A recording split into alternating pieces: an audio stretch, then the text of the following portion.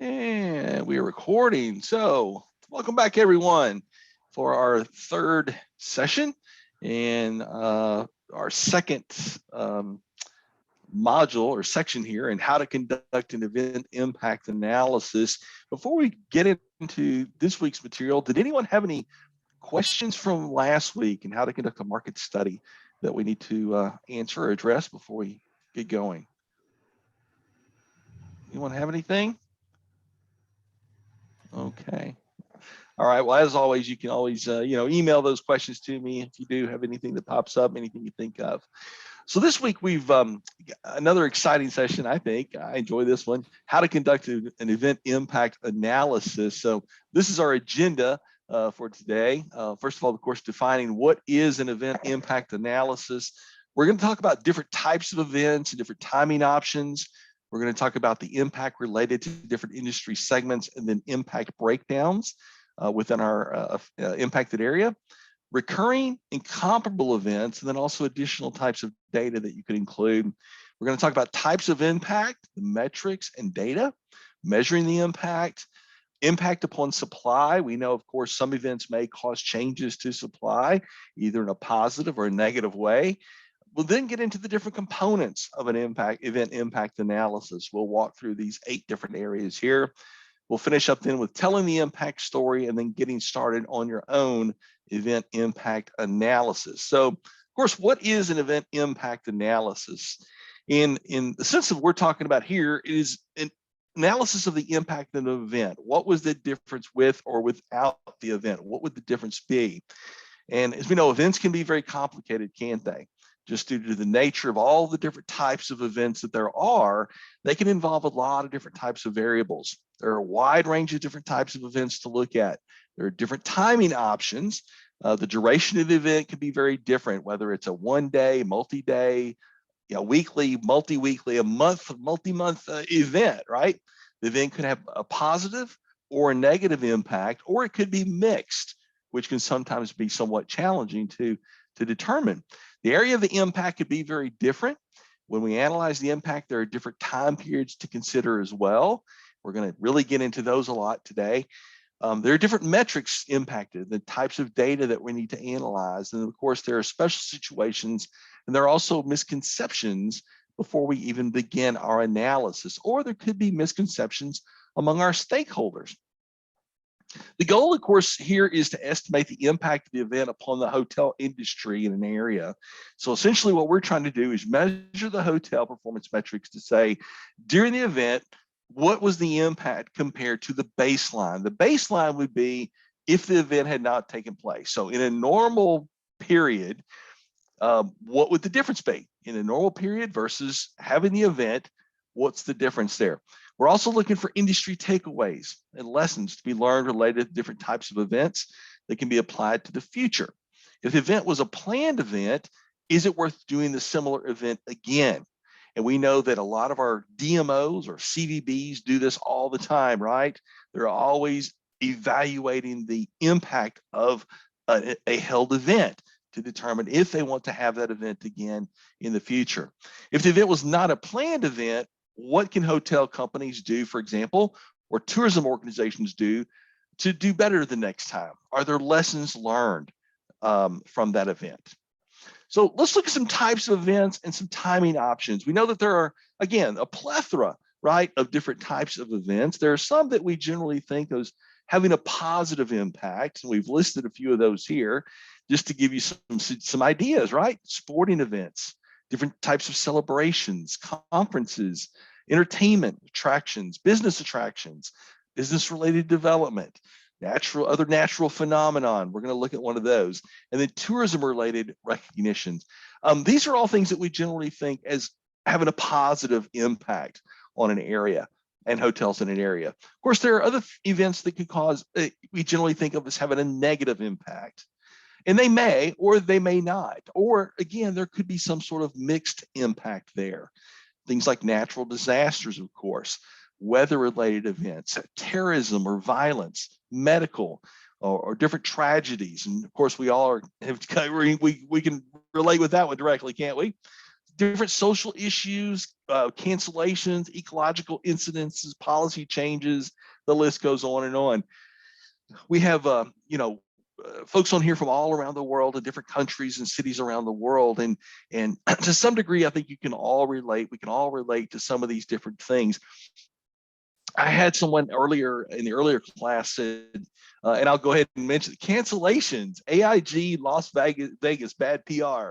They're like, what does that mean? Well, Aaron, you might remember this. I'm not sure when you showed up there at UNLV, but this goes back to the recession.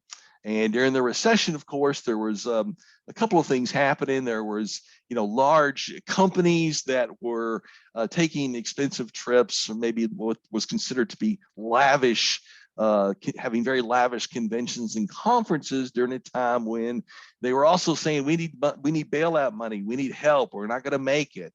And Las Vegas had a lot of bad PR, public relations nightmare during that time, because it was seen as one of those destinations where companies shouldn't be going, right? It's seen as a fun city.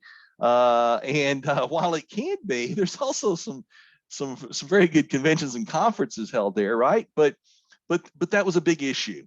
And Las Vegas really suffered significantly during that time in late 2008 and 2009 during that recession. They lost a lot of business, right? Companies were not about to go to Las Vegas for any sort of convention or conference. So that's what we're talking about there. Everything else I think we can probably relate to or understand there. And of course, some events could have mixed impact, right? Marketing related, political, economic, hotel related, travel or transportation changes, visa related changes, calendar related changes, development related things. So there are a lot of these things. It can have both positive and negative impact. Most events have already happened, right? We think of when we're doing an event impact analysis, we're typically thinking of a historic event, something that's in the past. It could have happened recently. It could have happened, years ago, and we're just doing our analysis now. These could be a mix. There could be a short-term impact that might be negative, for example. It could be a long-term impact that might be positive. We're going to take a look at one of these here in a few moments. Looking at the Olympics, and that's one that often experiences that short-term one way, long-term another way. Some of it could be happening in the future. Now, those can certainly be more challenging, a little more difficult, right, to do our analysis. We could study similar events and then draw some conclusions and estimations of what that event might have, what impact that event might have, if it's held in a different market, in a different time. In the case of a historic event, it could have happened very quickly, right? It could be just a single day event. It could be, again, over a couple of days, several weeks, months, even years. In the case of a historic event, there are 3 different time periods that we want to analyze.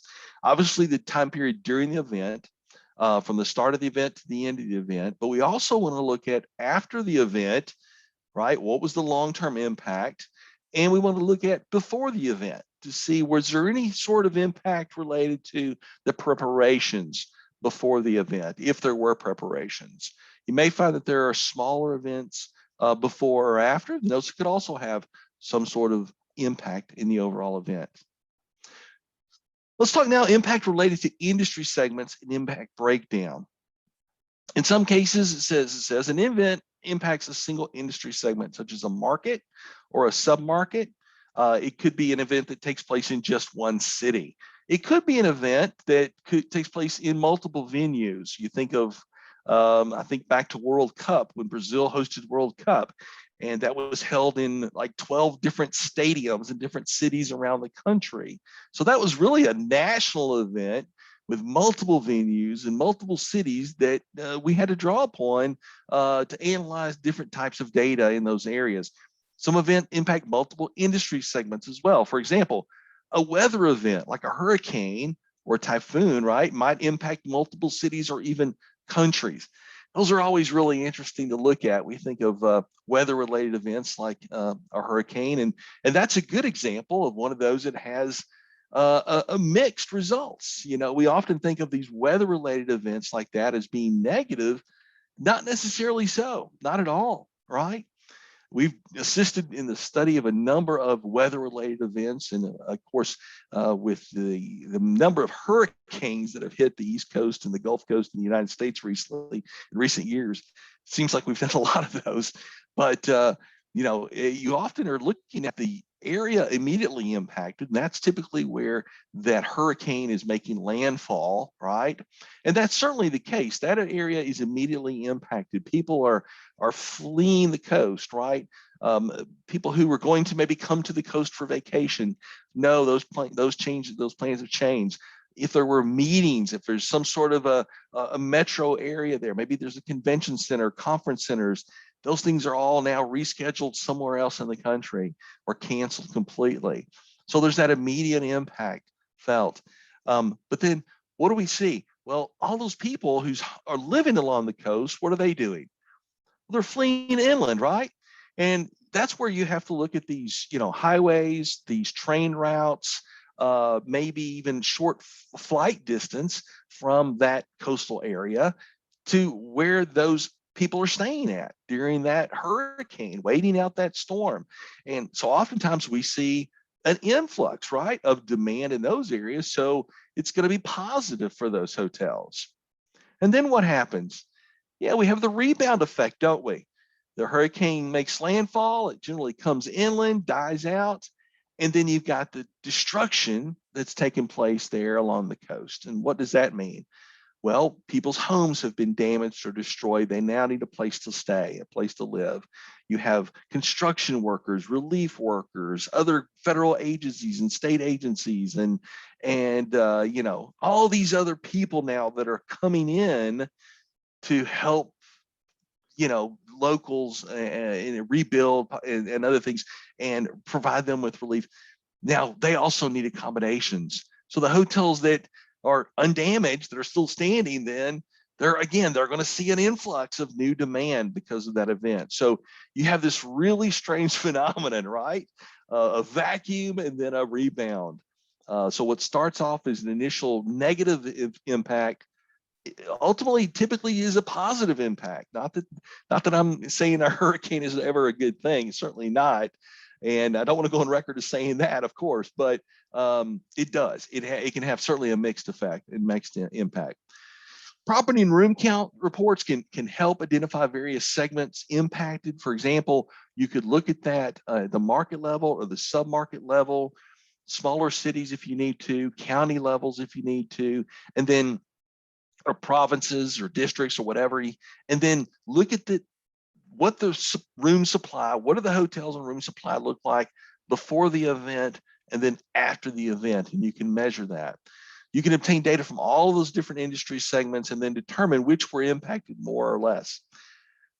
So one of the things that we had here in the United States a couple of years ago, we had a lunar eclipse, of course, that crossed the United States completely.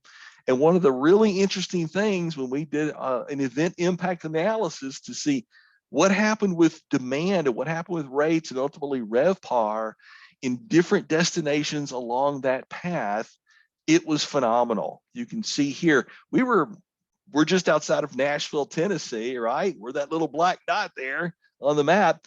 And so it went right over us. We had a 100% eclipse here in Nashville. And you could see the impact that it had on RevPAR on that day.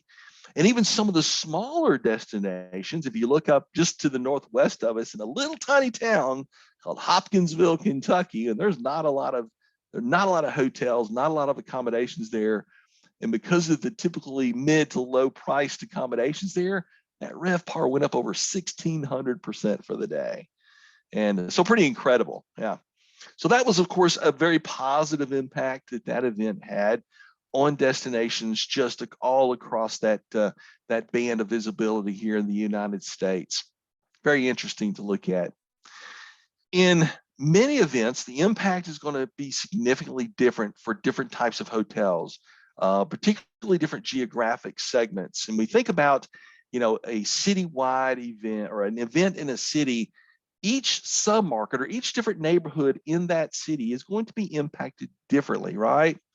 Those hotels that are closer to the event, it could be certainly a more positive impact for those, and maybe those a little farther away as you continue to move away, less of an impact. I think back to one of the types of events that a lot of students really enjoy looking at are sporting events. And we provide a lot of data from the Share Center for students to do event impact analysis looking at sporting events. Well, one of them that we did a few years ago now was a PhD student here at a university in the US, and they were looking at the impact of Big Ten football. Now, American football, as you know, if you're not here in the US, it's a big deal, right? College football is a big deal. It's a moneymaker. And any hotels that are within a close proximity of those football stadiums are making money on game day weekends, at least. And what this student study did is he was looking at different universities within the Big Ten football conference and saying, we want to measure the impact in performance in game day weekends versus non-game day weekends. So if it was a home game versus an away game, what was the impact? And what was the impact at different radial distances from the stadium? So do hotels within a mile, 5 miles, or 10 miles, are they impacted differently? Do they feel the impact differently? And of course they did. And you could even take it a step further and look at different classes of hotels. So what types of accommodations are most people staying in when they come for a football game? And that's something interesting to look at, right? To do some analysis looking at different types of sporting events. Someone coming to a race car, to a Grand Prix, are the accommodations for those people different than those coming for a horse race or a college football game or the Olympics? What depending upon the type of people who normally come to different sporting events, where are they staying, what are their preferred accommodations, and then how are those impacted in different ways. In the case of a positive impact like a sporting event, you could also look at overflow, right? Which surrounding areas were impacted and to what extent. In the case of something like a weather-related event, of course, as we mentioned with hurricanes here in the United States, and you could do this with weather-related events anywhere in the world, right? Some were going to be positively impacted, others going to be negatively impacted. Of course, then the question is, how were the surrounding areas impacted and to what extent? So these are all, there's a lot of different things, again, that we can focus, a lot of questions that we would have to answer as part of our analysis there. Let's, when you talk about impact, breakdowning impact, drilling, here we want to drill down into geographically to analyze the impact. So in the case where an event impacts a single industry segment, you can still analyze differences related to geography below the single industry segment. So if we do have, for example, an event that takes place in a city, or as we call them oftentimes a market, right? You could then check the submarkets again to analyze the differences from different geographic perspectives. Do hotels that are in the central business district, are they impacted differently than those that are in the airport submarket of the city or other surrounding submarkets? You can even create your own user-defined groups or areas to look at if you needed to do that. You could also look at non-geographic areas. And when we talk about non-geographic, typically, again, we're thinking of things like class and scale, aren't we? So we could look to see where different classes of hotels impacted differently. We just talked in the example there of sporting events. Another example, and this was something, again, that happened a few years back in the United States here. We had an oil spill, right? One of the BP Petroleum, they had a large oil spill in the Gulf of Mexico, and that impacted all of those resort locations to some degree there along the Gulf of Mexico, from even over into Mexico, of course, through Texas up into the coastal states there, down across to Florida. And one of the things, of course, when you were analyzing the impact of the Gulf oil spill or the BP oil spill, whatever you want to call it there, we had to look at where guests were staying, right? And how were these different accommodations impacted differently in different areas. And you think about high-end resorts along the coast. What happened with those high-end resorts? What do you think happened? Well, that oil, once that oil started coming in and coming up on the beaches, people weren't going to those resorts, right? They were not going to those high-end accommodations. They weren't going to spend that kind of money. Beaches were closed. But what did we see? Well, you had cleanup crews coming in, right? Where are they staying? Well, they're typically staying at extended stay properties or staying at economy accommodations, mid-scale accommodations. What do you think happened with their occupancies and rates? Yeah, they went up again. Another example of that mixed impact, right? Now, they may have lost the tourist business, but then they had the other business coming in, again, with insurance adjusters and cleanup crews and you name it. So that was a very interesting thing to look at as well. So we can look at how are occupancies, how are ADRs impacted among different classes of hotels. It's possible to look at breakdowns by other non-geographic categories. We can look at it by location, by sizes of hotels, by age of hotels, other different types of properties. In addition to both geographic and non-geographic, you can also analyze by different types of business. During the CHIA, right, and even last week with the market study, we talked about group and transient business, right? And the fact that STR is collecting segmentation data from hotels around the world. So you could look at the impact that the event has had on group business or group demand specifically, or specifically on transient demand. You could measure the impact on weekdays versus weekends as a proxy again for business and leisure. You could look at it by specific days of the week or seasonality. A comprehensive event impact analysis could definitely compare the impact of the event by drilling down into different industry segments or types of business. And that's going to take a lot of time, of course, to do that, but it's all part of telling our story. I'm going to pause here before we move on and see if we have any questions so far.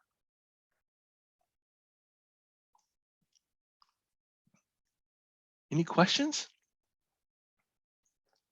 To make sure I'm monitoring that chat box there.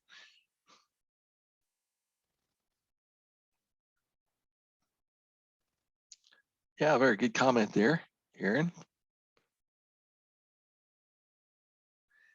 Yeah, and Wendy as well. There's certainly, every area has their own unique events that you can look at.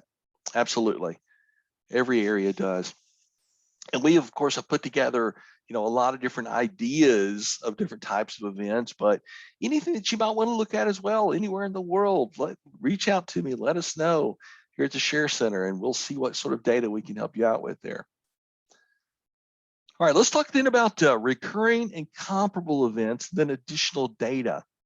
When we think about a historic event, it could be a recurrent event, meaning that it could happen, for example, the same time each year, or it could move around. It could happen at different times of the year. So sometimes those are a little more of a challenge again, because you could have other things going on. Or it could be a recurrent event that allows you could analyze the impact over many years, and you can look at it during different economic cycles. So if it is a recurrent event, whether it's yearly, maybe every other 2 years, every 4 years, whatever it might be, looking at it over multiple years is really an interesting way to do it. Recurrent events can have a range of differences, such as location and attendance, and it's really valuable to analyze the events over time through different economic cycles and look at the related differences. In the case of a recurrent event, how did the impact of the event this year compare to the years before, or an average over multiple years? Here's an example of an event. This is looking at Passover, the Passover week in Tel Aviv, and the impact that has on average daily rates. And what we're showing you here are rates 2 days before Passover week. You have the week of Passover there, and then 2 days after. And you can see there in looking at over 6 different years there, You can look at what ADRs look like from year to year. In some years, if you look at 2014, for example, it's pretty steady, right? Sitting at about 1,200. If you go to like 2019, obviously there was a big jump there on day one, and then it sort of drops off and then kind of levels out until it drops off there after the end of Passover week. So this is always something interesting to look at as well over multiple years, and a good way of displaying or visualizing that data, isn't it?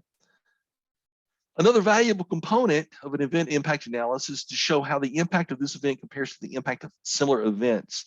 There can be many factors that determine a comparable event: special features, the location of the event, dates of the event. For example, how did your sporting event compare to similar ones? Or how did the conference in your city compare to the same conferences in different cities? And as we know, some events, maybe a large city event, may take place in other cities. And that's one of the things we're always doing. And again, CVBs, DMOs are always looking at doing comparisons, right? To their city, to their market, and then to other cities or markets that have also hosted that same event perhaps in the past. A comprehensive version of an impact analysis could identify several comparable events and then analyze the performance metrics to show the impact similarities and the differences. Now, there are also many sources for additional types of data that could help you out. Many tourism organizations, for example, have data that can help with an impact analysis. They're doing a lot of these, and so these could often be your go-to, the first ones you might want to reach out to in a destination. Visitor intercept data can tell you more about the visitors, more about those coming to the event. Where did they come from? How long did they stay? What did they visit, or what did they do while they were there for that event? Airline data as well. You can think of also help with the impact of the number of people coming in, flying into and out of the destination. And sometimes you can get things like guest origin data from them as well. So there's really a lot of other resources out there for additional data to help tell your story, the overall impact of the event. Let's look at the types of impact, types of metrics, and types of data. So depending upon the event, as we mentioned earlier, the event could be a positive event, it could be a negative event, or it could be some sort of mixed event. It's also possible after analysis to determine that there's no impact, right? And sometimes that's hard to accept, right? After you've done all your analysis, all your hard work, to say the impact was negligible. Really, there wasn't much of an impact. And that's, if those are your findings, that's okay. Sometimes I think, and I've seen this before, where researchers try to twist the numbers a little bit to tell a story that they want to tell, or maybe the story that they feel that their audience needs or wants to hear, based upon some preconceived conception about that impact of that event. And when you're doing your analysis, be very careful to in not going that direction. Okay. In many cases, it's not that simple. There could be, we don't see positive, we don't see negative. We may have mixed results again. You could have things like a negative short-term and a positive long-term impact. Negative impact for hotels in one area, the positive impact for hotels in another area. You could have a negative impact upon certain classes of hotels and positive impact among other classes of hotels in that same area. You could have a negative impact upon some metrics and positive impact upon other metrics. Sometimes the metrics that you focus on will differ related to the different types of events. So there's different types of data that we're going to look at: our KPIs and our raw data. Of course, we know raw data are things like rooms sold, or demand, and room revenue. And that's going to show the specific differences in the number of rooms and the amount of money contributed by the event. You can also measure the differences in occupancy and ADR, and that's going to show the impact the event had on our KPIs. You can then measure the RevPAR, which is going to help us display the combined profitability of the event. And it'll also show this, which had the greater contribution. Was the RevPAR driven by a greater contribution in occupancy, or was RevPAR driven by a greater contribution in ADR? Which one had the strongest impact contributing to our RevPAR? Always interesting to look at that. When you graph the actuals, you'll see that the increases or decreases related to the event. These are going to show the differences when it comes to things like rooms sold, revenue, occupancy, ADR, and RevPAR. In a comprehensive event impact analysis, it's also possible to graph the percent changes to see the differences this year with the event versus last year without the event. You could also compare the percent changes of the specific area to other comparable areas.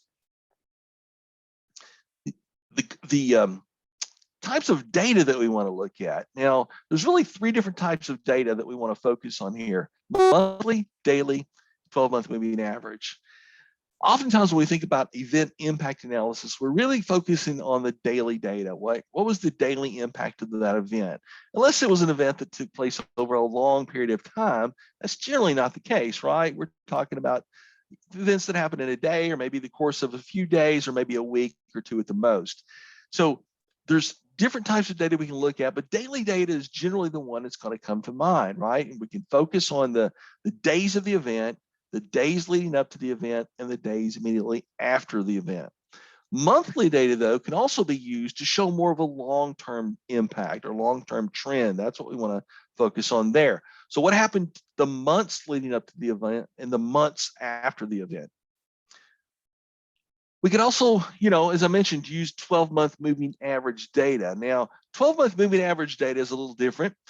It's very helpful to show long-term impact, but it's going to remove the seasonal distortions, right? Where monthly data, you think about in an area, you think about a market, and a market, most markets are going to have some sort of a seasonal pattern, right? And with an event taking place, we can see then, in addition to the typical seasonal patterns in that market or that area, how much of an impact did the event have? With 12-month moving average data, we're removing that seasonality, right? We're smoothing out, giving you a 12-month average there. You're not going to see that. But what the running 12-month data is very helpful in seeing, again, long-term impact. So if we're looking at a year, 5 years, 10 years after an event to see what sort of impact that event may have had, that's where the 12-month moving average data can be very, very helpful. So we're going to need to really graph each of these, take a look at them, and determine if there's some sort of a story there. All right. So we can, in selecting our data, daily, monthly, and 12-month data, we're going to be able to graph this data. We need to look at the different KPIs. We need to look at our raw data. And there's just sort of a summary, kind of brings all this together, telling you, what you want to look at here in your different types of data. Now, let's take a look at measuring the impact. As you analyze the various key performance indicators and raw hotel metrics, the goal again is to determine what the differences would have been with and without the event. So we estimate the performance metrics without the event. That could be the average metrics before or after the event, and that becomes our baseline. So we're comparing a normal period, if you will, to the period of the event, comparing the two and getting our differences. It could be, a year over year. It could be a year over the average of multiple years. I see that multiple year approach taken off, and I think that kind of helps because there could always be the argument, well, if you're comparing this year to last year, and we're in a perfect example right now, right? We're looking at 2021.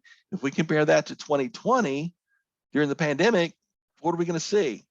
Yeah. So we're comparing things not to 2020, we're comparing them to the last year we would consider as a normal year. That was 2019. Or even perhaps the average of a few years.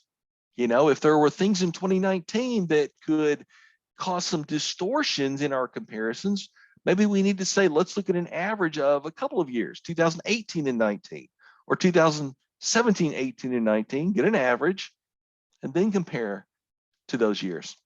Does that make sense? All right, when it comes to the metrics such as rooms sold and revenue, it's not too difficult to estimate the differences for every day of the event and then derive your total numbers, either positive or negative, for the entire event. For metrics such as occupancy and ADR, you can also calculate the differences on a daily basis and then calculate an average or a range to represent the premium. or the difference related to the event. For long-term data, the difference is harder to measure. You can analyze the general trend lines for the same metrics that we mentioned above there. And for a more general estimate, you can point out directional increases or decreases and suggest a range of possible impact. I'm going to pause here again, take me a sip of water, and see if you have any questions.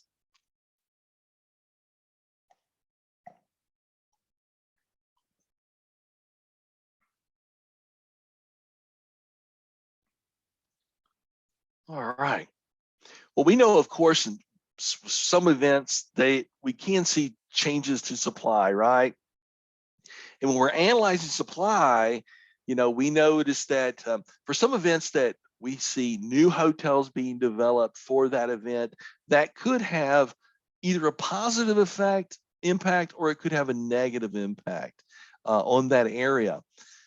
We typically are trying to measure, and we're looking at, how well does that area absorb that new supply? Meaning, what's the long-term impact of having that new hotel development take place? A negative, some events will result in a change in supply, not just demand. A negative event, such as a devastating weather event, as we were talking about earlier, like a hurricane or a typhoon, or a terrorism event, can certainly cause changes, reductions in room supply. In these situations, you can track how many hotels and rooms were immediately closed, how long were they closed, how many of them eventually reopened, or how many of them became permanent closures. Also, did some hotels use the closure to renovate? That's something that's interesting as well. I think back to here locally in Nashville, we had a flood. Right? We looked at this last week with our market study. If you recall, in 2010, we had a flood here in Nashville, and a lot of the hotels that were along the Cumberland River here in Nashville were flooded. And one of those hotels was the Gaylord Opryland Hotel. That's a 2,800 room hotel.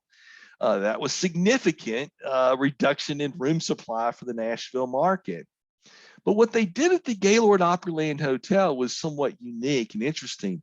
They had a lot of renovations planned, staged renovations over the next several years.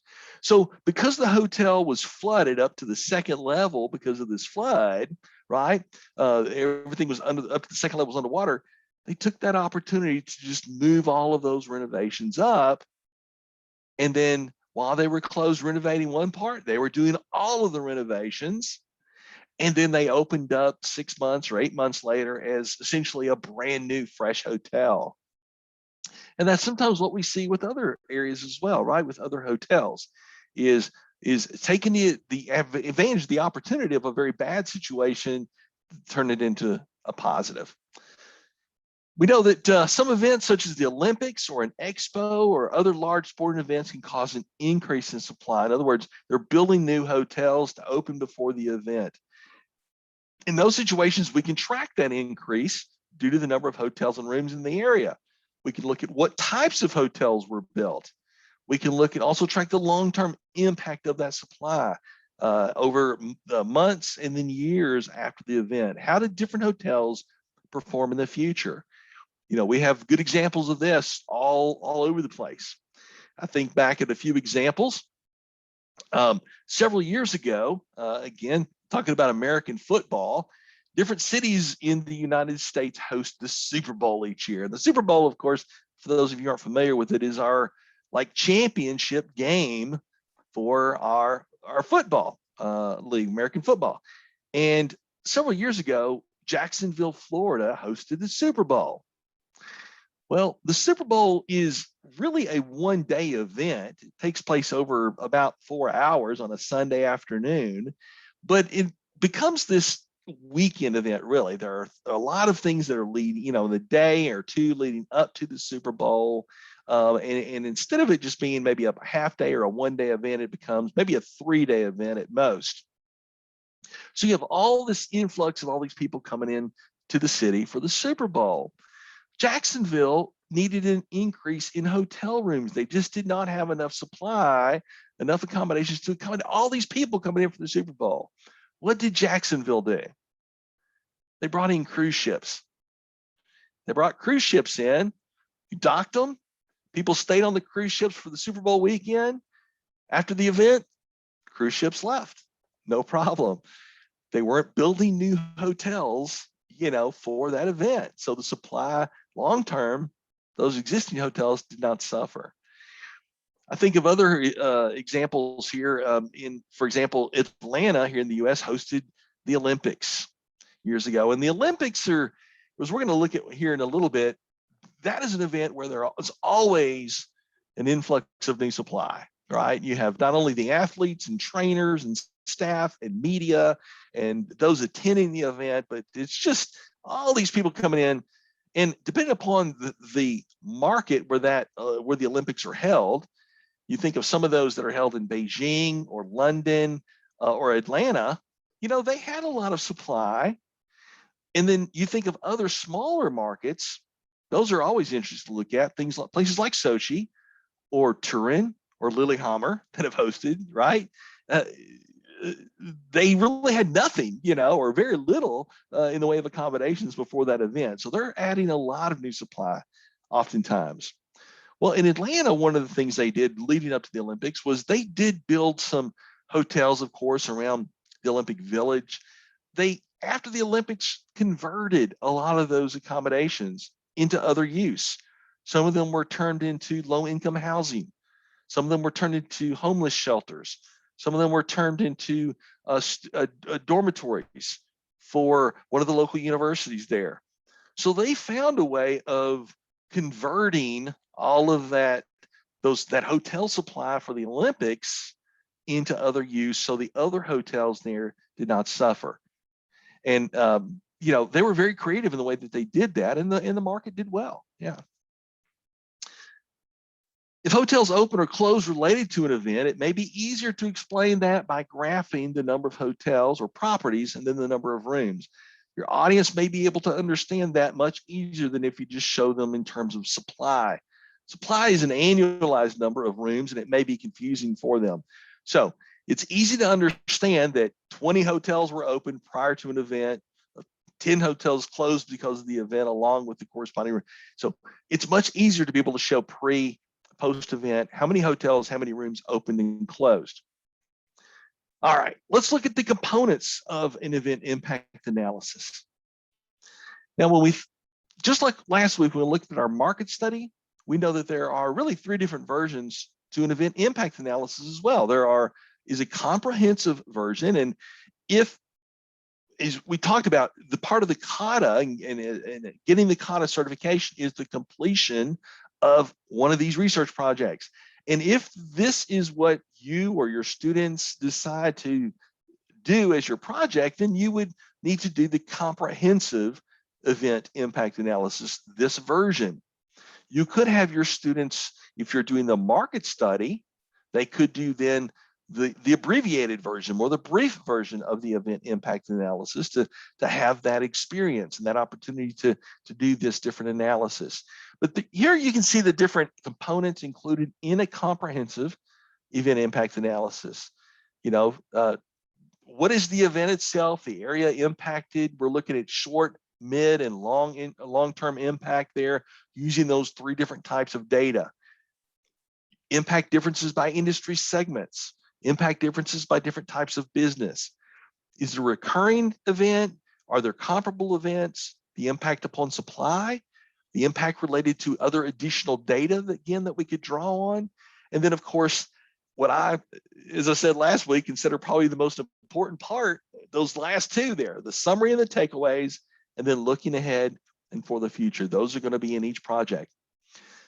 Here are the different components of an abbreviated event impact analysis, right? A little bit shorter there. We're still talking about what is the event, the area of impact, short, mid, and long-term impact breakdown by different segments and recurring events, and then impact on supply. And then we've combined those last 4 into one. So a little bit shorter.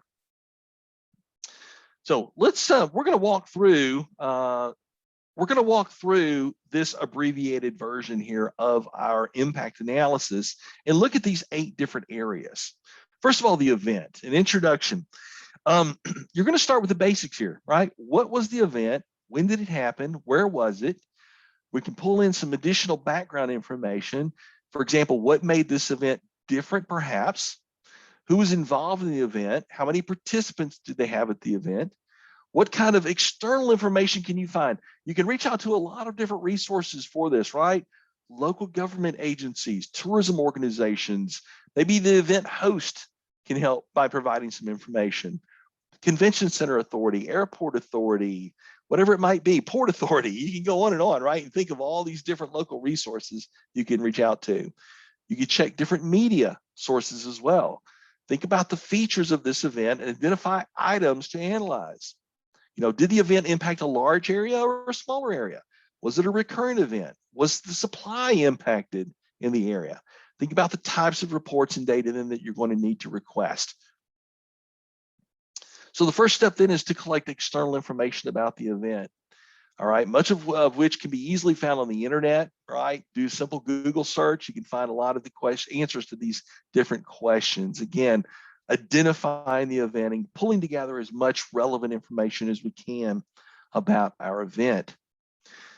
Here's an example looking at the Sochi Olympics. All right, it's a great example to look at. We know that the Sochi Olympics, those were the Winter Olympics that took place in 2014. We've identified the time period from February 17th to the 23rd, so the 2-week event in 2014. We also know that the Olympics took place in 3 different sites, right? Downtown Sochi, and then the snow events took place in the mountain area there, and then somewhere along the coast. Who was involved? Well, lots of different people involved there, different hotels, different hotel companies. They had mini hotels, they had apartments involved, so different types of accommodations. What made the Sochi Olympics different? Well, it was the first Olympics in Russia since 1980. It was the warmest city to ever host the Winter Olympics, which made that interesting as well. And a record 88 nations competed. What else happened there? Well, a lot of bad hotel PR. I'm not sure in your country and where you're at in the world, but here we were seeing in the media was reporting leading up to those Olympics in Sochi that a lot of those hotel projects were not going to be finished in time for the opening ceremonies. People were going to be showing up to check into their hotels, and the hotels were not going to be ready. We were seeing a lot of incomplete projects, hotel projects. They were showing toilets sitting in the lobbies waiting to be installed and things like this. So really not good, public relations at all in related to the hotels, the accommodations there. Also, they went way over budget with the Olympics as well, right? Budgeted for 12 billion, cost 51 billion. And that actually happens quite often, doesn't it, with the Olympics? Side effect, tourism in Sochi post-Olympics. We're going to take a look at that. Other special considerations here, analyzing supply increases, new hotels built, what types of hotels and the timing of those hotels being built. We're going to look at this from different time periods, before, short-term, and long-term. During the event, afterwards short-term, so days after the event, and then afterwards long-term, so months and years after the event. We can look at different geographic areas nearby also, including other cities in Russia. If I'm coming to Sochi for the Olympics for a week or for the entire 2-week period, might I want to visit other cities in Russia while I'm there? What impact did it potentially have on those areas? We can look at different classes of hotels there. We can compare one event to another. We can look at Olympics in other smaller venues. For example, as I mentioned, Turin and Lillehammer, and you can think of a few others. We can compare Sochi to those and see what sort of differences there were. All right, requesting different types of data. The next step, of course, is to determine the data and the reports that you're going to need to conduct your impact analysis. We know that property and room counts, as we mentioned earlier, are going to be very helpful to determine changes in supply before and after the event. We can request trend reports, right, to look at performance impact. We can also get a pipeline report to look at the impact on supply changes. I've mentioned this, so I'll just kind of go through these property and room count information there. Trend reports, we know that those are going to show you performance, and we may need to request multiple trend reports depending upon the size of the event, the area of impact. we could certainly get a trend report on just the market. We may need to get multiple trend reports on different sub-markets within the market to determine impact. We could also get them on different non-geographic, right, classes of hotels and the like. We could also look further into other types of business that might be, group and transient, weekday versus weekend. We could also have those things included in there. We would need to know what date ranges. When requesting this sort of data, we would need to know specifically the areas, or have a discussion about the areas you need to see. We would need the date ranges, right, that you would need for your data to be included, and also the currency that you want that to be included in. Typically, we're providing you with data in the local currency. But for example, if you're comparing the Sochi Olympics to other Olympics held in other countries, you're going to need a common currency, right, to accurately compare those. Whether it be euros or dollars, whatever it might be, you may need to request multiple trend reports in other currencies in order to do those comparisons. We know again that the pipeline report is going to show us supply, right? Supply leading up to the event for a 5-year period leading up to the event.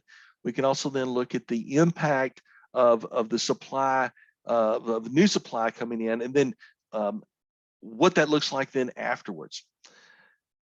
There's the changes to existing supply tab as well. One of the things that we may see there sometimes, and I've seen this, is depending upon the event, we do see some hotels convert, renovating and converting. All right. If their research shows them, again, that the typical, those typically come into this event, want this type of accommodations, they may renovate and convert from a mid-scale brand to an upscale brand or to an upper upscale brand. And we've seen that happen, right? with some different events. So this is something as well that changes to existing supply tab in our pipeline report can show us that sort of information as well. Were there conversions in or conversions out of different brands? So let's look at some of the data that we might need. If we were analyzing the Sochi Olympics again, what are some of the different types of data and information that we might need to pull together? Of course, property and room count information for the Sochi market. For Russia overall, then we could look at different markets within Russia. We could look then into Sochi and then the sub-markets, the 2 sub-markets within Sochi to determine supply changes. We could get a trend report, again, on the Sochi market. We need to identify, again, our start date, our end dates there. We want to, get data, monthly data, a few years before and certainly a few years after, at least a few years after the event. Daily data, at least the year before, so we can do our year-over-year comparison. And then again, maybe a year afterwards as well in daily data. And then, of course, the pipeline report, we could get that for the overall market. Second part here is looking at the area of impact. Again, you can use the property and room count data to show the areas of impact and the industry segments that may have been impacted differently during the event. You can translate this data into tables or graphs to help your audience understand the size and structure of the hotel industry in the area that was impacted. If the area of impact is very small, this report is going to be very simple. If it's a larger area, the event was, again, these things don't have to be isolated to a market. It could be a country or multiple countries even. Then, of course, you're going to need to share more information. And as I was saying, for example, if we're looking at Sochi, here's here's census properties and rooms and sample properties and rooms for the markets in Russia as defined by STR, as well as the sub-markets then within each of those markets. We can then, going down looking at Sochi, we can see those 2 sub-markets there, right? The Sochi Mountain sub-market and the Sochi Seaside sub-market. We can then look at the Sochi market by class, and then look at the Sochi market by the different chains or brands of hotels represented there. So here's putting that into some slides now, whether you're doing this in PowerPoint or some other presentation package, but in a PowerPoint slide here, we're just putting that in, that same information in a tabular format here for our audience to look at. There's the data by markets and sub-markets, data by class. And then here is a different way of showing that data by brand, right? Change in Sochi by the number of rooms. I'm going to pause there. That's after the second section before we move on to number 3 and see if anyone has any questions.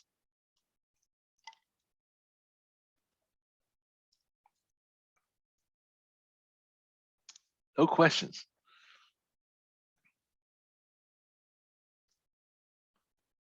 All right. All right, let's talk now then about short-term impact. And as I mentioned, here we're looking at daily data. So we want to start by working with the daily data to analyze the short-term impact of the event. We can make a copy of the daily data from our trend report and then delete all of the days that we don't need, the rows of data that we don't need.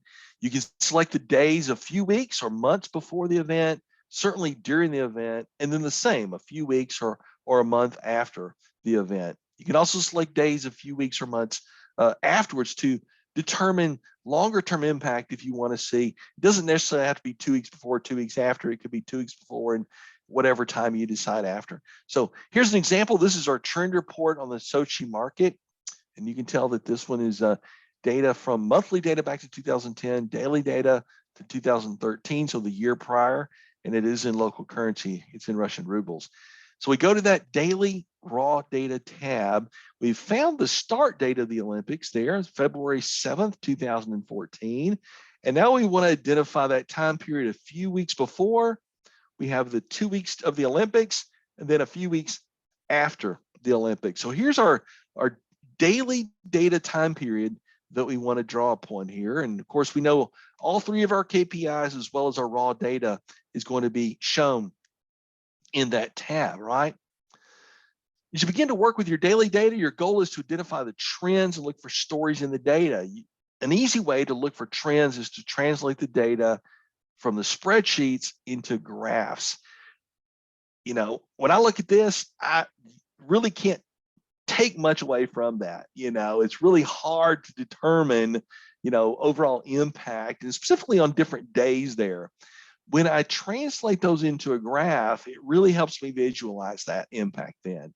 This is taking that data, this is our 3 KPIs, and putting that in a very simple Excel graph. So here you can see leading up, this is occupancy at the top.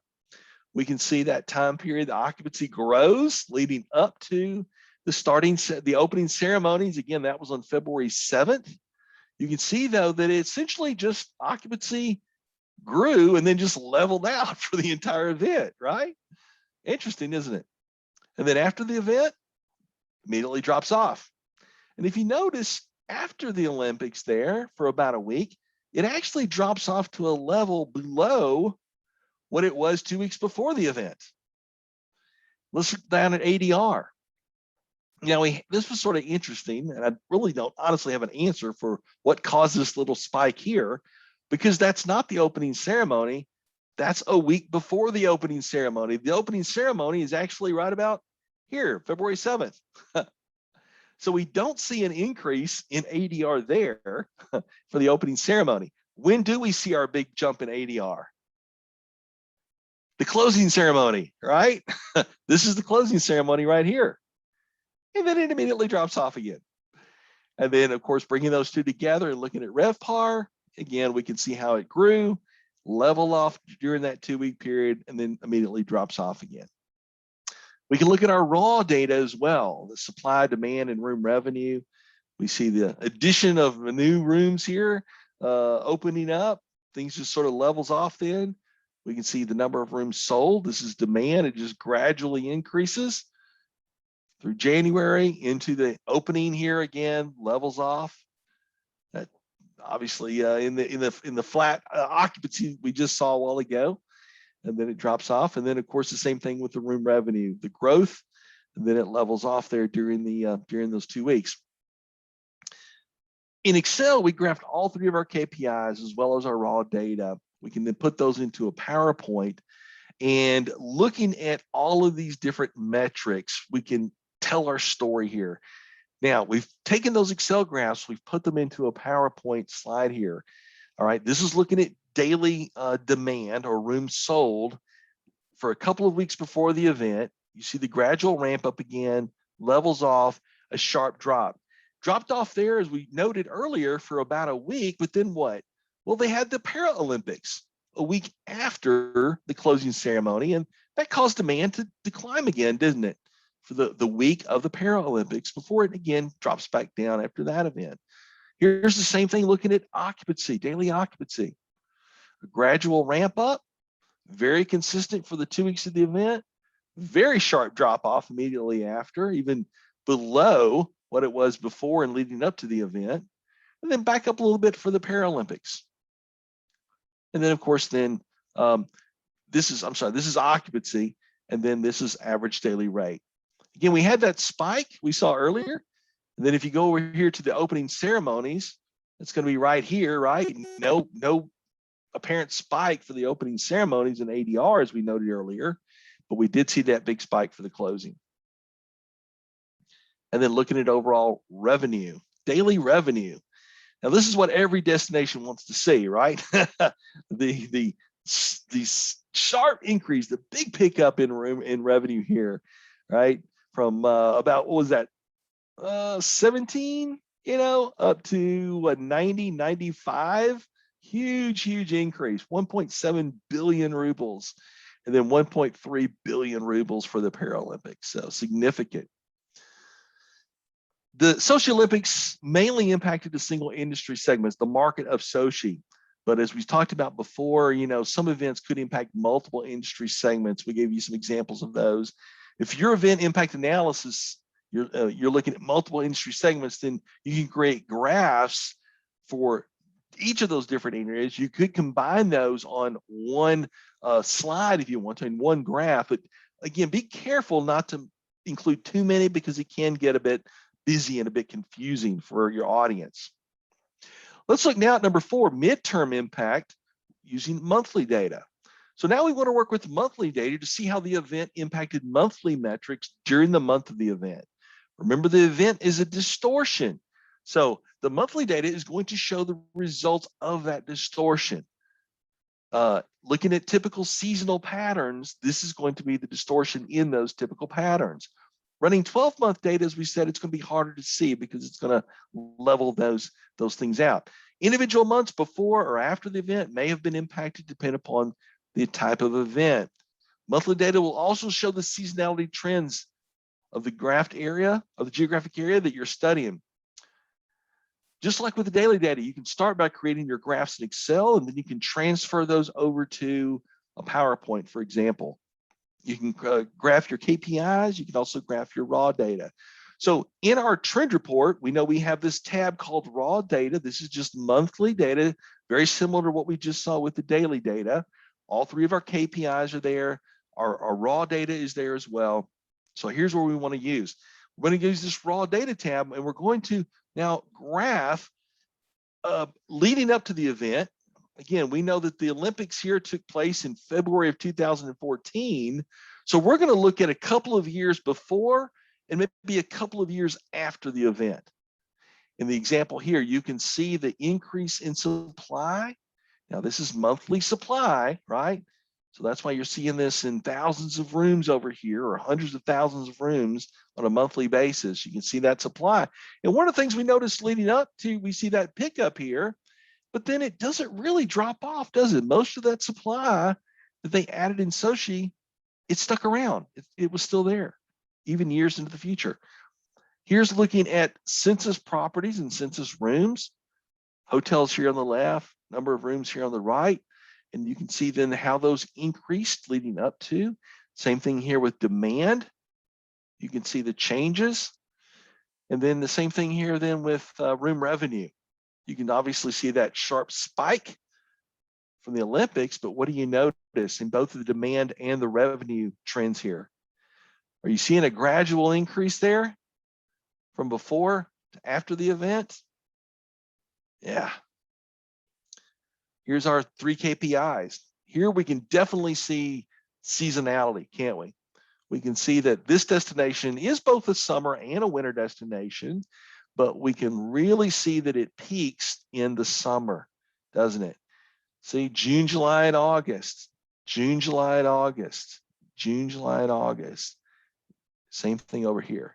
But it also does, again, there's some strong shoulder seasons and even what we would call off seasons there. Again, do you notice a trend line here directionally? A couple of years after the event? Yeah. Putting those in PowerPoint slides, again, we can, helps us tell our story. We can now add some context, some notes to that. Here's looking at demand. And then here's looking at RevPAR. Here you can really see it, can't you? Look at the RevPAR. Monthly RevPAR during the Olympics. Look at it just a couple of years later. It was surpassing then what it achieved during the Olympics. All right, again, I'm going to pause here and see if you have any questions before we move on to the next couple of components. Yeah, hi there, Dwayne. It's Mark here. Can you hear me? Hi, Mark. Absolutely, yes. Yeah, cool. You mentioned the Super Bowl, and I just had a thought. The NBA All-Star Weekend gets passed around in different locations, and I think they bid for the right to host it, and there would be all sorts of assumptions made about what kind of benefits would accrue, but those benefits would be different for each location depending on the capacity to host an event. So how would you compare, in the long run, the benefit of hosting the All-Star Weekend when the location differs and perhaps also the week of the month might differ? In fact, it might be scheduled slightly differently each year. How would you compare them? Yeah, there are so many things to look at there, aren't there, Mark? There's a lot of different moving parts, you might say, right? You like to say. You could compare it to the All-Star game that are held in other comparable markets in size, very similar to what we would do with the Olympics, for example. You would need to talk about where there are other things that impact demand during that period in that market, or there are other things going on. You need to look at the typical seasonality patterns. What would that market normally have for demand, for occupancies and for rates? And then was there misplaced demand, because they were having the All-Star game there, and there's going to be this influx of demand, rates are going to go up. Are there people who would normally go to that destination now that decided not to go there, right? So you have this offset demand. So there are a lot of different things that you need to think about and consider, when doing that sort of analysis. A lot of things to consider. Yep. Okay, thanks. I think all of these, no matter what the event is, I think these are always fascinating to me. They really are. All right, let's look at now. Let's talk about long-term impact, looking at running 12-month data. And as we mentioned earlier, running 12-month data, we know is going to remove the seasonal distortions. It's going to smooth that trend line for us. It does help to show the long-term trend years after the event without the seasonal distortions. Do the metrics decrease or increase in the months and years after the event, and how have they trended up to the current time period? If there was a decrease after the event, was there a recovery, and how long did that take? You can try and look at the percent changes then. So we can go to our trend report, and we have that tab in there with 12-month moving average data. Again, all three of our KPIs are there. Our raw data is there that we can look at. We can put that into some Excel graphs, and we can look at this then years after the event. So here we're going all the way back to when those Olympics took place in February of 2014. You see, that's the little blip right there. And we did. What happened with occupancy? Well, we did see a drop off there from 2015 compared to 14. Occupancy was down, wasn't it? It was even down below what it was before that event. But then what do we notice in 2016, 17, 18? And you have to think then up to the current time, what happened with occupancy in that market? Yeah, exactly what the planners of the Olympics were hoping for, right? That's why cities bid on the Olympics. And many of these smaller venues, smaller destinations like this essentially puts them on the map. I'm not sure with you, but I honestly hadn't heard of Sochi before the Olympics. I wasn't familiar with it. And then I was seeing it watching the Olympics. They were showcasing, every day it was showcased, and some cities honestly have done a better job than others of that and taking full advantage of that opportunity to introduce their city, their country, maybe to the world. Sochi did a great job with that, and they've reaped the benefits from that now. Look at the average daily rate there as well. Going back to, here's the Olympics, that's the little blip right there. And yes, the ADRs did drop off in 2015, but then what's happened since? Yeah, they just continued to climb. Same thing here with RevPAR, just continued to climb. Rooms available, as we mentioned, we saw the increase here in February 14, but then what else do we notice? Well, because we see this increase in demand even after the Olympics, it necessitated even more hotel supply, more development. So room supply continued to grow, didn't it? Throughout 2014 into 15, and then it has since sort of leveled off, while room supply, or excuse me, room sold, the demand number has continued to increase. And then that overall room revenue, again, from the Olympics, which are back here, right, 12-month period, it's just continued to increase as well. So we can put those again in some PowerPoint slides, take a look at those again, add some narrative there to tell our story.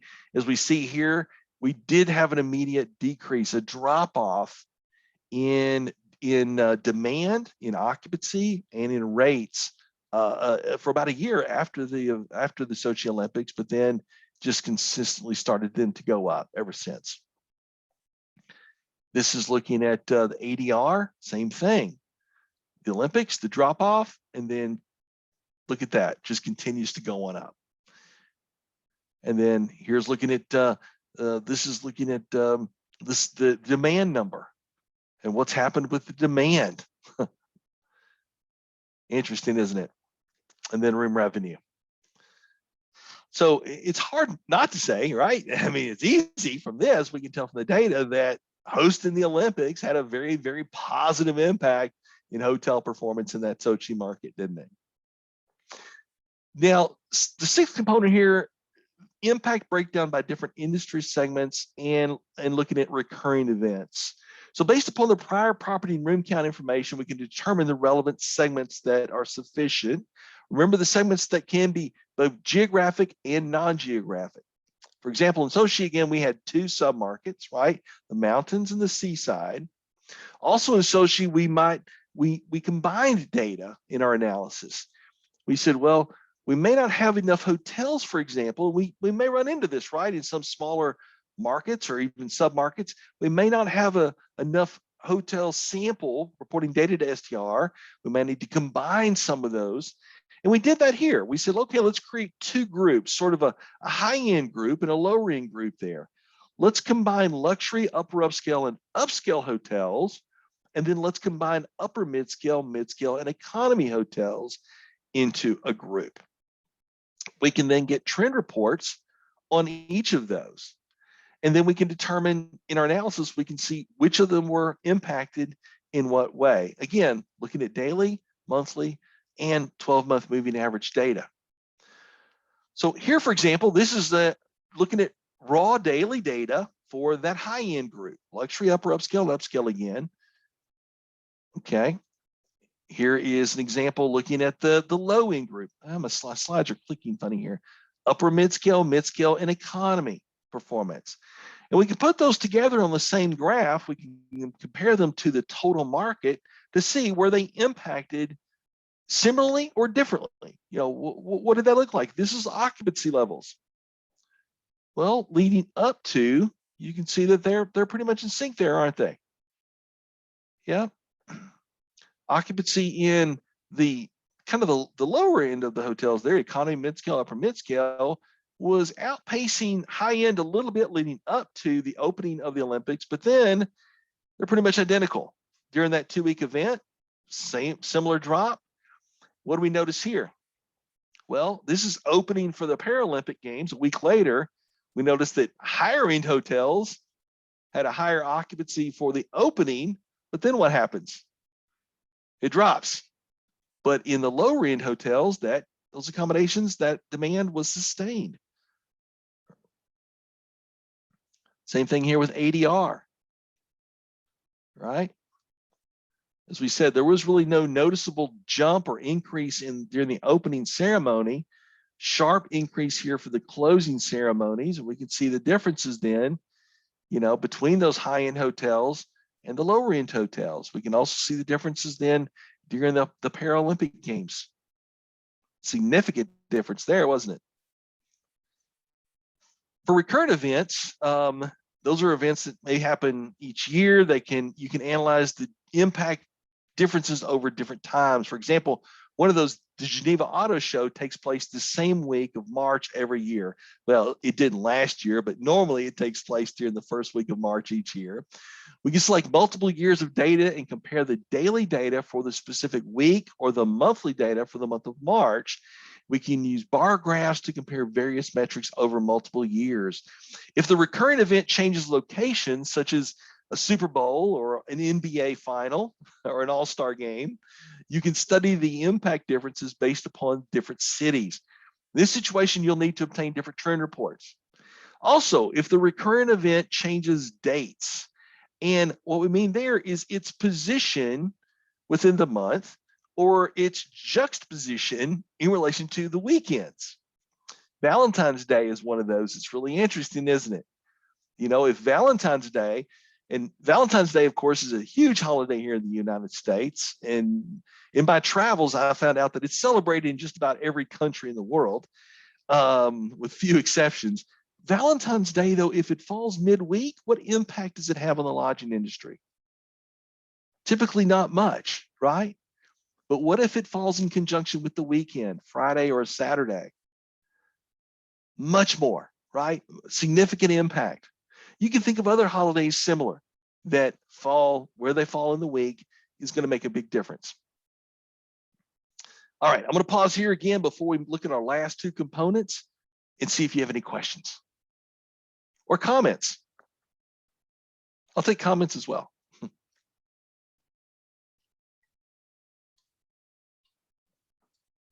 Anyone?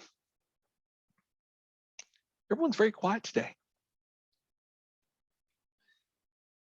All right. All right, well, let's go ahead and move on then. Impact upon supply.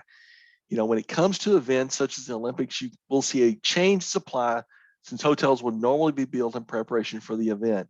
It's really interesting, the different events that take place, the duration of those events, the location of those events, and how supply may be impacted. I always think it's interesting for a one-day event or a weekend event if they open new hotels for those are fascinating. We mentioned that some events such as a flood or other acts of terrorism, of course, can cause a reduction in supply. The trend report is going to show the total differences in rooms and properties for the area. We were previously looking at census rooms from the monthly tab. We can also obtain our pipeline report and look at the industry segments there to see over the last several years, how has supply changed within those different scales, right? Luxury through independent, and then also during the event, leading up to the event, how that may have impacted supply. On the change to existing supply tab, again, we can look at those changes by scale, by brand, conversions in, conversions out, new hotels. Also, our existing hotels adding rooms as well, something we didn't mention earlier that's very valuable to look at from this report. Here's an example of a market pipeline report for Sochi. We know that looking here, we can see January of 2014. So this is the month before the Olympics took place there. We can look back at supply by scale, and then we can see what did it look like immediately before the Olympics, and then what did it look like in subsequent years after the Olympics. And we definitely see that increase there, right? Not only in number of hotels, but also here at the bottom in the number of rooms, going from under 10,000 to around 15,000 to as much as 15,500 then, before things sort of level off. Here we can compare number of hotels and number of rooms in a PowerPoint slide. Number of hotels and rooms before the event and after the event by scale. We can then drill down further and look at it by different brands, and we can graph that. We can show which hotel brands or chains existed before the event, and here you see Sochi, and those that existed after the event. So you can see a number of these were not existent, right? Park Inn, Mercure, Golden Tulip, Swiss Hotel, Rico's, others down through here did not have a presence in the Sochi market before the Olympics, and now they do. You see others here, Azimut had a presence before, no change whatsoever, still there. We can then drill down into looking at specific properties and what types of hotels, again, may have opened. How many rooms did each of these different brands contribute? The last part, again, telling the impact story, probably the most important part, right? Here we're talking about our summary, our industry takeaways, looking ahead and for the future. Finding the impact story. As you analyze the event, you're trying to find interesting facts about the impact of the event, some of which might be obvious and some things that might not be so obvious. Many times there are also misconceptions that we need to either confirm or clear up, right? In some cases, you might also, you could analyze a lot of data and only display portions of your findings. The goal is that you're trying to find the story that is relevant or interesting to your audience. Obviously, if you find surprises or results that are different to what someone might think, that could be a very interesting story, can it? Sometimes you may find questions that you may not know the answer to, but your audience will. You know, I've over the years done a lot of presentations in different destinations about local performance. And while I may know a lot about the hotels there, I may not know about specific events, you know, localized events that impact performance. And that's where I can draw upon the knowledge of my audience to say, you know, can you tell me what happened? Maybe I can't find out the answer to that. Was there something that caused, you know, a particular thing to happen in this particular part of that market? And they, you know, they can help me out. They'll know that oftentimes. When we look at our event summary, here are a few questions we want to try to answer. Things like, what were the major stories related to the event and its impact upon performance? What were the notable changes to various short-term performance? What were significant changes to long-term performance? What were the different impacts for different industry segments or different types of business? How did the impact different versus comparable events or versus related industry events or segments? And then how was supply impacted by the event? Here we've come up with a few of those answers to those types of questions specific to the Sochi Olympics.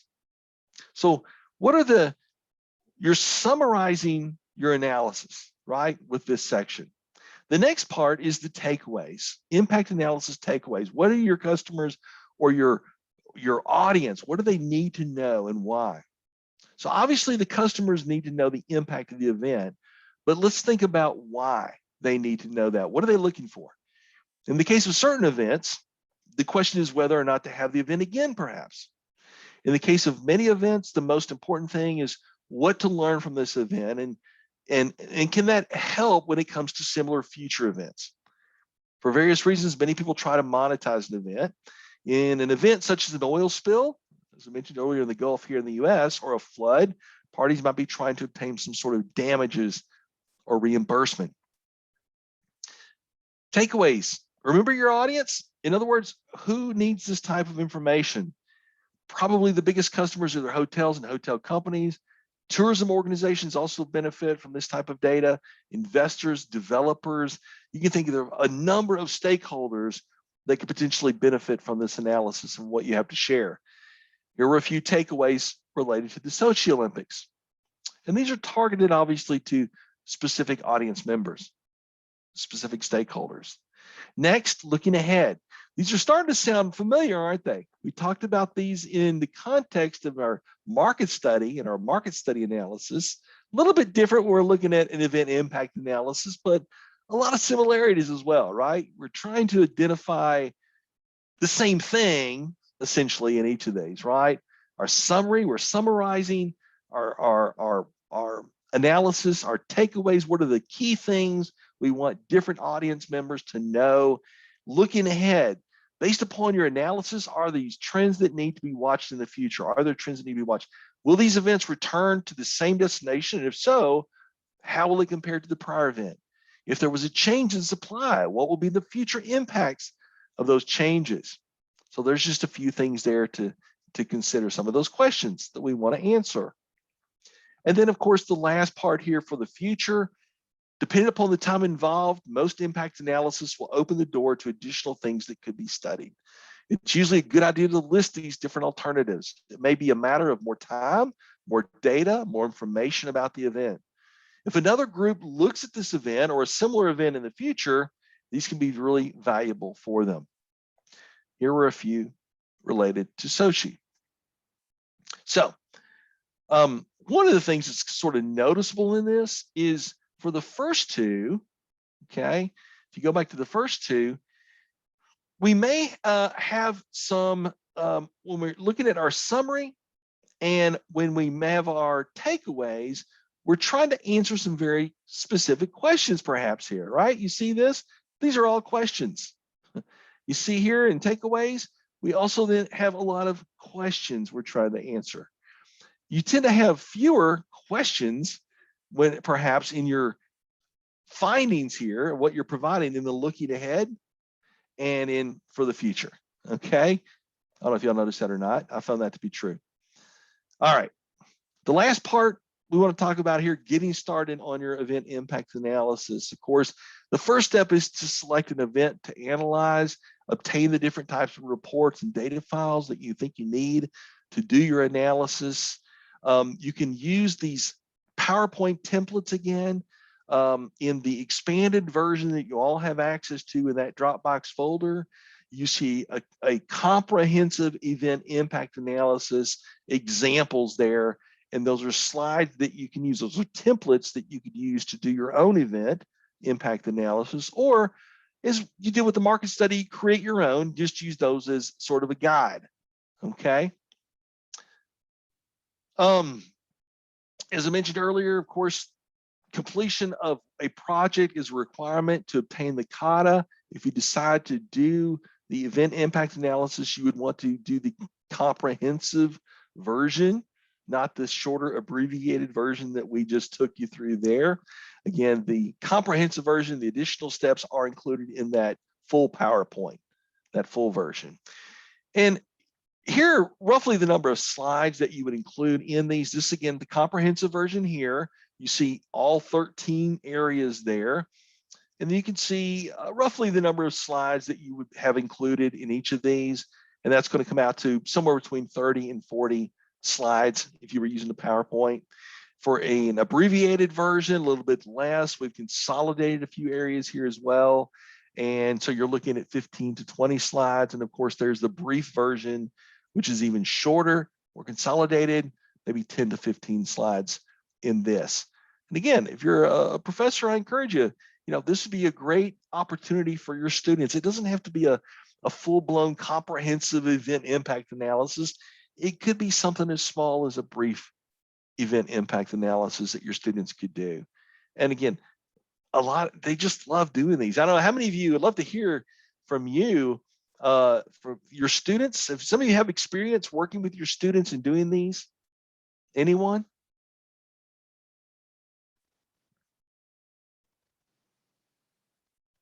No one? Well, they do. I can tell you from experience of working with them on these, they love them. They really do. They love it.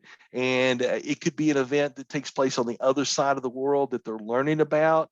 It could be a local event that really kind of shows them the local impact that event has had. Maybe it's a music festival, maybe it's a sporting event, something that they can really connect with it makes it really fun for them as well. All right, let's run through our quiz questions here, and then I'm going to take any questions you might have, and then we're going to be finished for the session. All right. Again, please unmute, shout out your answers, put them in the chat box, whatever you like to do here, but let's look at our quiz questions. The first one here, number 24, it says, what is an accurate statement regarding an event impact analysis?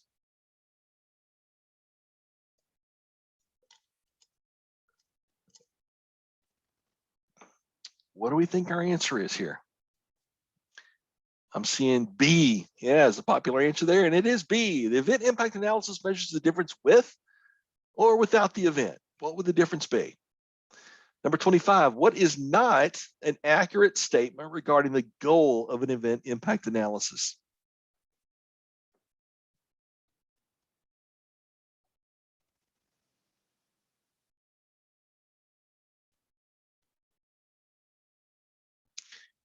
Yeah, I think this was sort of funny in a way. Answer here is you're guessing there. The answer is D. If the event was not planned, how do we prevent it from happening again? Well, if it wasn't planned, I'm not sure how we do prevent it from happening again. I guess it's possible, but no, that's not our goal. And I think I just gave you the answer to this one, didn't I? The CAHTA training introduced how many different types of events? We gave you several ideas for different types of events that you could look at. Yeah, the correct answer here is approximately 20. There are many, many, many more, aren't there? But we give you a few ideas, different types of events. Good. Number 27, which is not an accurate statement regarding timing options of an event impact analysis?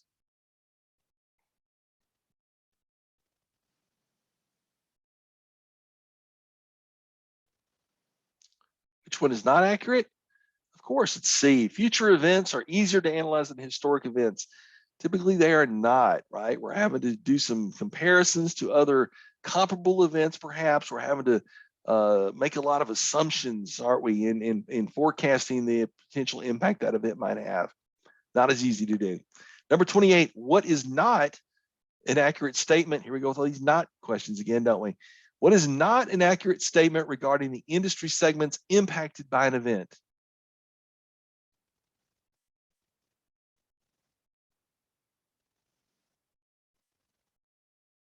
What do we think?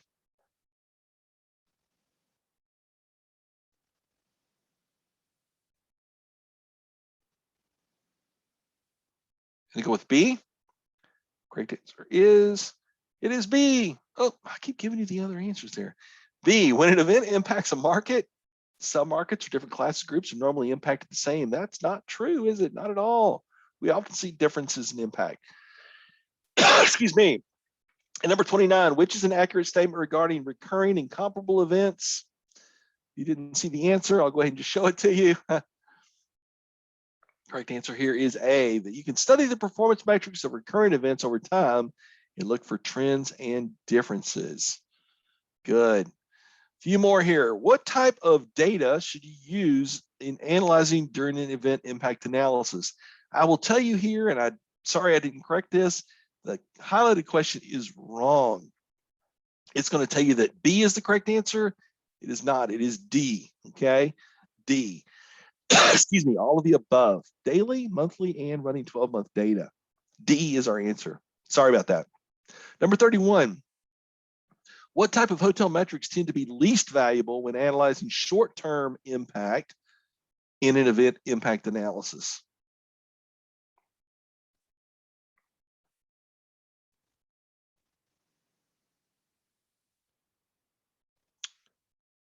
What do you think? Least valuable.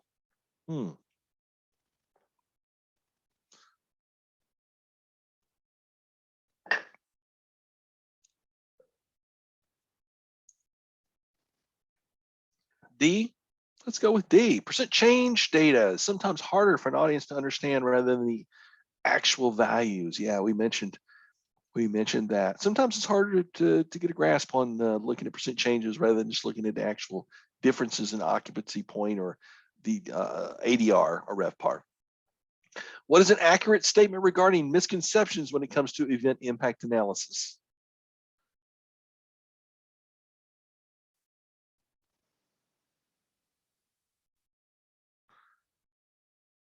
correct answer here is, again, oh, did it give you the answer? Why is it not giving us our answer here? D, there we go. Events can have surprising side effects that people would not expect, certainly. A lot of misconceptions often when it comes around about different impact of different events. Just a couple of more here. All right, a couple of these tiny graphs to look at. Hopefully you can see those there. Question number 33 says, what is an accurate statement regarding the first graph showing ADR during the Olympics? This would be the graph up here in the upper left-hand corner.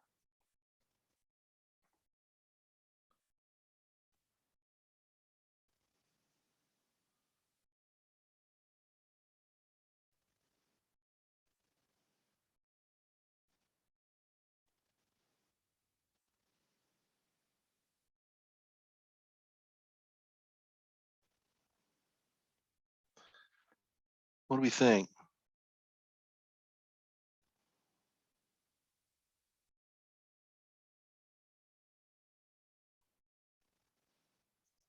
C? I think the answer is C. I think it is as well. C says that the ADR for the Paralympics was about 2,000 rubles less than the normal Olympics. The regular Olympics here, just a little over 6,000, 6,500 maybe. Paralympics, just a little over 4,000 to maybe 4,500 there. So about 2,000 rubles difference. Number 34, what is not an accurate statement regarding the second graph showing development by brand in Sochi? This would be using this, looking at the graph at the upper right-hand corner now, which is not accurate.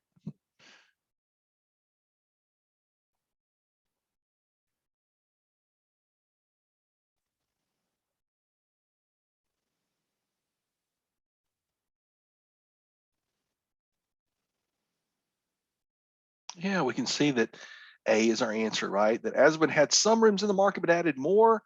No, they had some rooms in the market, roughly 3,000, 2,880, did not add any, right? So that is not accurate.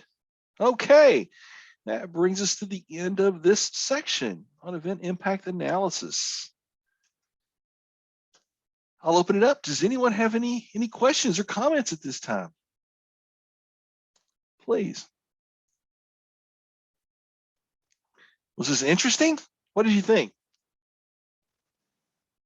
For those of you who maybe have not done this before, or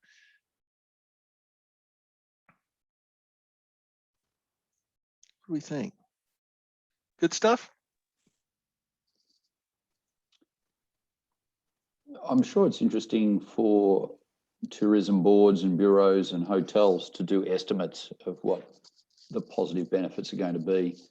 In Australia, we justify events based on this so-called economic benefit that the event's going to bring.